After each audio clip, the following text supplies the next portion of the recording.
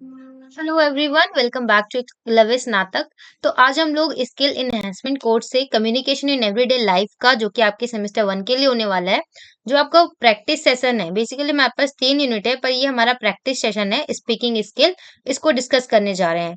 ठीक है, तो चलिए देख लेते हैं आगे। अगर आपने अभी तक हमारे टेलीग्राम ग्रुप को ज्वाइन नहीं किया है तो आप एक लविस नाटक 1 के नाम से ज्वाइन कर सकते हैं, और वहाँ पे सारी आपको पीडीएफ मिल जाएंगे, सारे अपडेट्स आपको मिलते रहेंगे वहाँ पे। ओके, तो आप ज्वाइन कर सकते हैं। तो बेसिकली हम यहाँ पे जो आपका लास्ट है for practice session speaking skills, इसको हम डिस्कस करने जा रहे हैं। बेसिकली मेन हमारे पास 3 ही यूनिट है, पर आप लोगों के डिमांड पे हम इसको भी कंप्लीट कर रहे हैं, सो दैट आपको ये लगे कि आपका सिलेबस कंप्लीट हो गया है। ओके, तो चलिए आगे देखते हैं। तो इस ओर सबसे पहला क्वेश्चन है हमारा that what are the strengths and weaknesses of oral communication और स्पीच।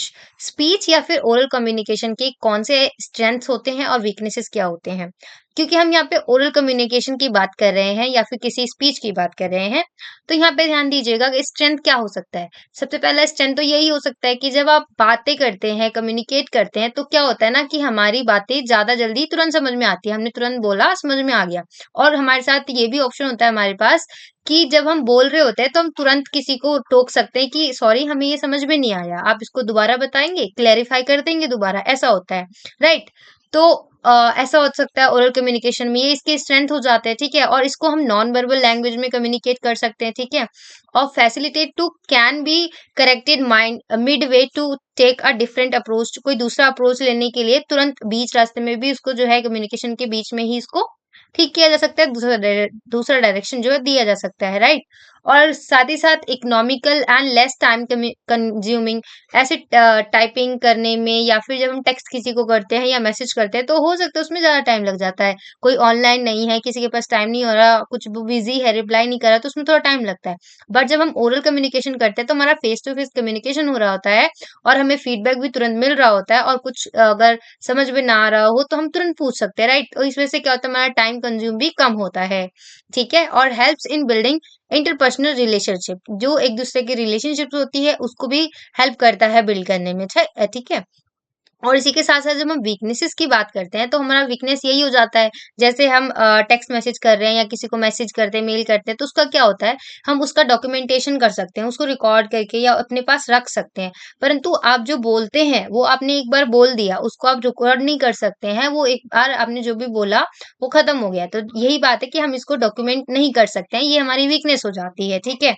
और इसी के साथ साथ there is limited time for formulation of idea. Success depends on the listening and attentiveness of the decoder. जो डिकोडर है उसको समझाने के लिए, बातों को रखने, अपनी बातों को डिकोडर के सामने रखने के लिए ये हमारे पास एक फिक्स्ड टाइमिंग होती है। ये क्या होता है, ये एक तरह का वीकनेस हो जाता है हमारा जब हम ओरल कम्युनिकेशन कर रहे होते हैं। ऐसा नहीं होता जब हम ओरल कम्युनिकेशन कर रहे हैं तो आप ही बोले जा रहे हैं, आप ही बोले जा रहे हैं, सामने वाला कुछ बोल नहीं रहा, उसके पास टाइम ही नहीं है। तो इस वजह से टाइम का ड्यूरेशन होता है दोनों के पास। ठीक है। और इसी के साथ साथ one can get diverted from the topic, one needs to have good memory for retentive of retention of messages. तो इसमें क्या हो सकता है कि आप मतलब आप बात कर रहे थे किसी और टॉपिक पे, सामने वाले ने कुछ और टॉपिक बोल दिया और आप टॉपिक से मूव ऑन करके थोड़ा किसी और टॉपिक पे चले गए, तो ये चीज भी हो सकती है। तो ये बेसिकली हमारे स्ट्रेंथ और वीकनेसेस थे कम्युनिकेशन के और स्पीच के। ओके, चलिए नेक्स्ट देखते हैं। What are the aspects that the participants of GD should be keep in mind. यहाँ पे जीडी का मतलब है ग्रुप डिस्कशन। ओके, तो बेसिकली जब हम ग्रुप डिस्कशन करते हैं तो आप सभी को पता होगा, अगर आपने किया होगा तो आपको पता भी होगा कि हर ग्रुप में एक लीडर होता है। राइट। तो उस लीडर का लीडरशिप होना किसी भी ग्रुप में बहुत प्रोफेशनल वर्ल्ड में बहुत ज्यादा इंपॉर्टेंट हो जाता है। राइट। और जो लीडरशिप है या जो भी लीडर है उसको ना, मतलब ऐसा लीडर होना चाहिए कि ऐसा ना हो कि वो लीडर होने के नाते केवल अपनी ही बातें कर रहा है, तो फिर ग्रुप डिस्कशन किस बात का। राइट। तो ग्रुप डिस्कशन में जो लीडर होता है बेसिकली उसका काम ये होता है कि वो अपनी बातों को भी रखे, और जितने भी लोग ग्रुप में हैं सबसे उनकी सबसे उनकी आइडियाज को, उनकी बातों को निकलवाए और पूछे कि उनके क्या आइडियाज है, उनके क्या थॉट्स है, ताकि जो भी निर्णय लिया जा रहा है, जो भी डिस्कशन किया जा रहा है ग्रुप में, उसका अच्छा सा कंक्लूजन निकल सके। राइट।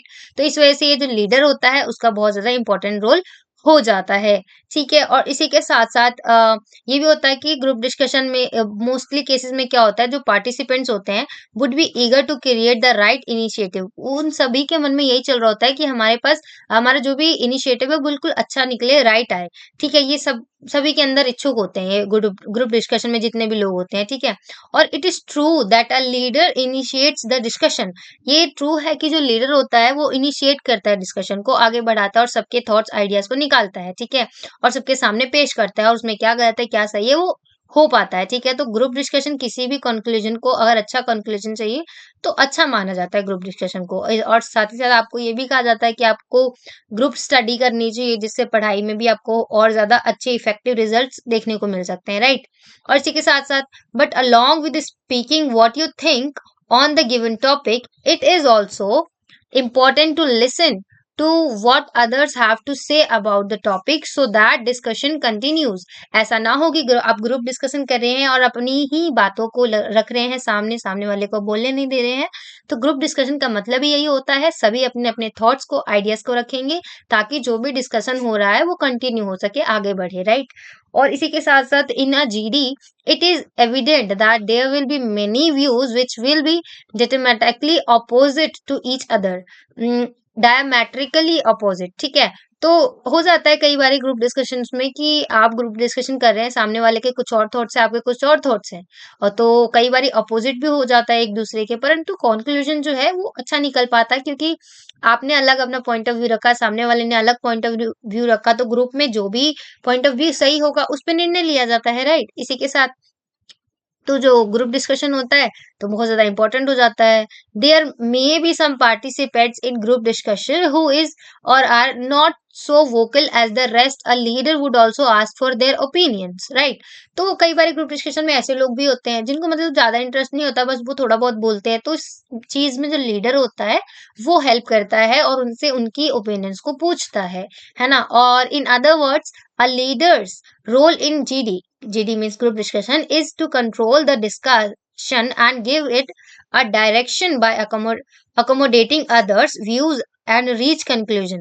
तो लीडर का बेसिकली जीडी में यही रोल होता है कि सभी के व्यूज को रखना, पॉइंट ऑफ व्यू को रखना और कंक्लूजन तक लेकर जाना, ठीक है। तो ये हमारा ग्रुप डिस्कशन था।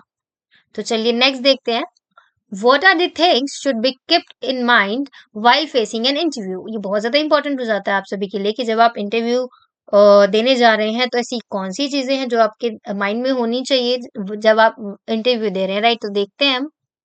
तो जैसा कि आप सभी को पता होगा कि इंटरव्यू क्या होता है, एक फॉर्मल ओकेजन होता है।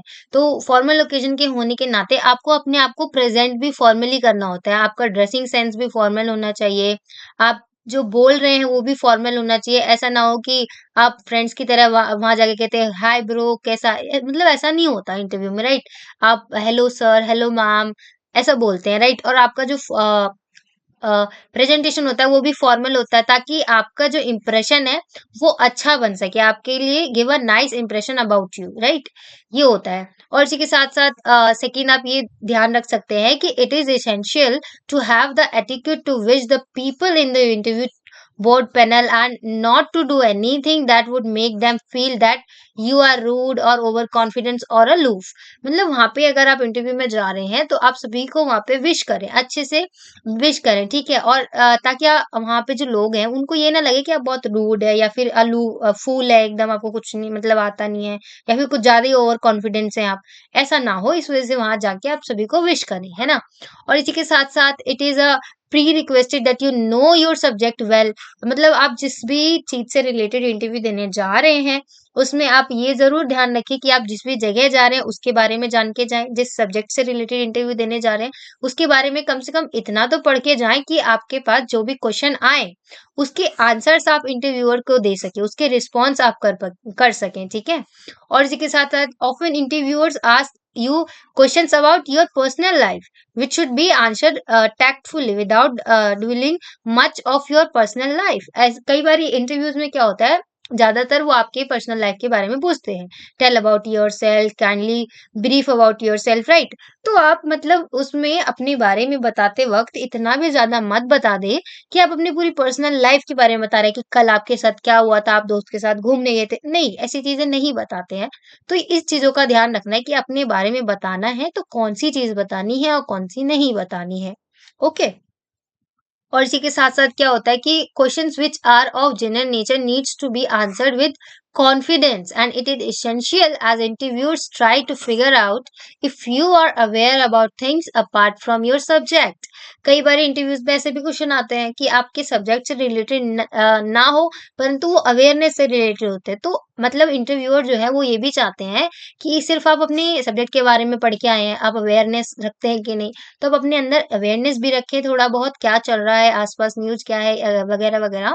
और इसी के साथ-साथ आपको जो भी आंसर देना है, भले आपने रॉन्ग आंसर दिया हो, पर वो कॉन्फिडेंस के साथ होना चाहिए, पर अगेन ओवर कॉन्फिडेंस के साथ बिल्कुल भी नहीं होना चाहिए। ठीक है? और your communication should show your confidence and conviction in what you speak. आप जो बोल रहे हैं उसमें आपका कॉन्फिडेंस दिखना चाहिए आपके कम्युनिकेशन में, राइट। और इसी के साथ साथ आप non verbal cues should match your words, and at no time you should show with your gesture or facial expression that you are getting irritated or bored or aloof to what the interviewers are inquiring about. आप अपने साथ ऐसा facial expression रखें, आप अपना gesture ऐसा रखें कि सामने वाले को ये ना लगे कि आप मतलब बोर्ड हो रहे हैं, इरिटेट हो रहे हैं, लाइक कि क्या ही पूछ रहे हैं यार, छोड़ो इसे। मतलब ऐसा फेशियल एक्सप्रेशन, ऐसा जेस्चर आपको नहीं रखना है। आपको एप्रोप्रिएट जेस्चर ही रखना है और फेशियल एक्सप्रेशन भी बिल्कुल नॉर्मल ही रखना है। ओके। और before facing the penalties of an interview for employment you should ask your self. जब आप इंटरव्यू देने जा रहे हैं उससे पहले आपको अपने आप से पूछना चाहिए दैट कि क्या आप अपने आप को जानते हैं। आप इंटरव्यू देने तो जा रहे हैं, सामने वाला आपके बारे में सबसे पहले आपके बारे में ही पूछता है। तो उससे बताने से पहले आप अपने आप से पूछिए कि क्या आप अपने आप को जानते हैं, do you know your self. और उसके साथ do you know about the company और इंस्टीट्यूशन जहाँ भी आप देने जा रहे हैं इंटरव्यू, उसके बारे में आप जानते हैं या नहीं। और do you know the job profile, आप जिस भी जॉब के लिए इंटरव्यू देने जा रहे हैं उस प्रोफाइल के बारे में पढ़ के आए हैं, बस ऐसे ही उठ के इंटरव्यू देने आ गए हैं। तो ये 3 क्वेश्चंस जो हैं आपको मस्ट है पूछना है इंटरव्यू देने जाने से पहले। ओके। आई होप कि आपको यहाँ तक सारी चीजें क्लियर हो रही होंगी। और इसी के साथ साथ नेक्स्ट क्वेश्चन है हमारा, what are the various things we kept in mind while giving the presentation. आप चाहे प्रेजेंटेशन स्पीच के थ्रू दे रहे हो या फिर पावर पॉइंट के प्रेजेंटेशन के थ्रू दे रहे हो, और तो इसमें हमें कौन सी चीजों का जो है वो ध्यान रखना चाहिए। तो basically in a presentation, whether in a classroom or in office or boardroom etc, one has to keep in mind various things. They are time limit.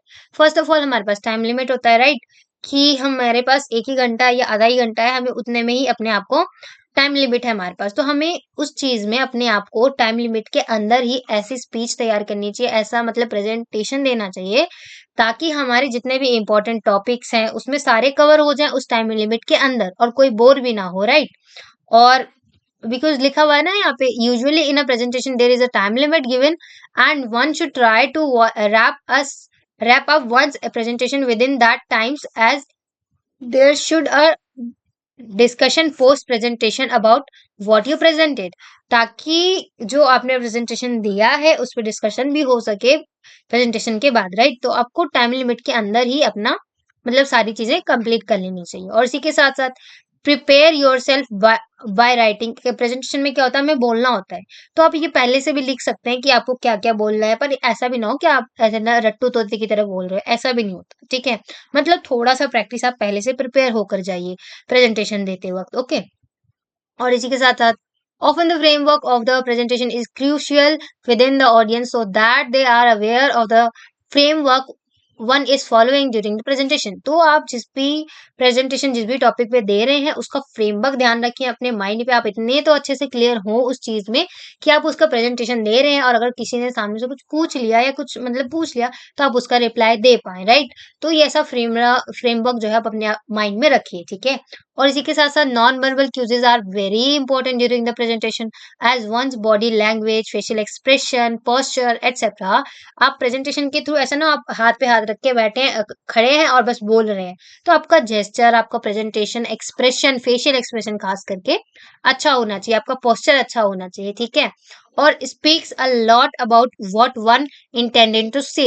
आप जो भी प्रेजेंटेशन दे रहे हैं उसके बारे में बोलिए। ऐसा ना हो कि बस आप दिखा रहे हैं और उसके बारे में आपको बोलना तो आता ही नहीं है। तो आप उसके बारे में बोले भी, परंतु इतना भी ज्यादा ना बोले कि बंदा सामने वाला बोर हो जाए और इरिटेट हो जाए कि क्या है, भाषण ही दिया जा रहा है कब से, राइट। और the conviction and confidence in what one is saying is brought forward in one's presentation through the body language. आपके प्रेजेंटेशन की जो भी चीजें हैं वो आप अपने बॉडी लैंग्वेज के थ्रू भी प्रेजेंट कर सकते हैं, ओके। और इसके साथ साथ it is important often to provide an overview about you are presenting as it makes it easier for the audience to follow it. आप ये भी कर सकते हैं कि जो भी आप प्रेजेंटेशन देने जा रहे हैं उसके बारे में एक छोटा सा समरी या ब्रीफ इंट्रोडक्शन की तरह आप पहले ही स्टार्टिंग में बता सकते हैं, ताकि जो ऑडियंस है उसको और समझने में क्लियर हो, ठीक है। और it is also important that you emphasize what you or main point are and where you are digressing. और इसके साथ साथ आपको ये भी ध्यान रखना चाहिए कि जब आप अपना पूरा मतलब प्रेजेंटेशन दे रहे हैं तो उसमें आपके कौन कौन से इंपॉर्टेंट मेन पॉइंट्स हैं उस पर जरूर ध्यान दिलाएं, ठीक है। और समरी जो होती है आपके प्रेजेंटेशन में, आप अपने टॉक के लास्ट में एज अ समरी बता सकते हैं कि आज के अभी जो हमने प्रेजेंटेशन किया उसका कंक्लूजन ये निकलता है कि ब्ला ब्ला, है ना। तो आप पहले प्रेजेंटेशन के पहले थोड़ा सा इंट्रो दे दीजिए ताकि ऑडियंस समझ पाए, और टॉक खत्म होने के बाद छोटा सा समरी दे दीजिए, ताकि, क्योंकि कहते हैं ना first impression is last impression. तो पहला इंट्रोडक्शन और लास्ट में जो समरी जो देंगे आप, वो जो होता है ऑडियंस के माइंड में ज्यादा रहता है। बीच में क्या हुआ ये ज्यादातर नहीं रहता है, पर इंट्रो में और एंड में आप क्या करते हैं ये ज्यादातर माइंड में रहता है। तो प्रेजेंटेशन देते वक्त इस चीज का बिल्कुल ध्यान रखें, ठीक है। और a presentation ending with a bang always is significant as it makes the audience have a strong impression about you as well as your presentation। तो आपका प्रेजेंटेशन इतना तगड़ा होना चाहिए, इतना अच्छा होना चाहिए कि ना सामने वाला जो ऑडियंस है वो आपके बारे में भी अच्छा स्ट्रॉन्ग इंप्रेशन बना पाए और आपके प्रेजेंटेशन के बारे में भी, ओके। और इसी के साथ ये हमारा कंप्लीट हो जाता है। और इसके बाद मैं आपको बता दूं हमारे कोई यूनिट नहीं रहते हैं, हमारा पूरा सिलेबस जो है कंप्लीट हो जाता है। और अगर आपको कुछ भी पूछना हो तो please you can write in the comment section. और अगर आपको वीडियो पसंद आई है तो do like share and subscribe and thanks for watching.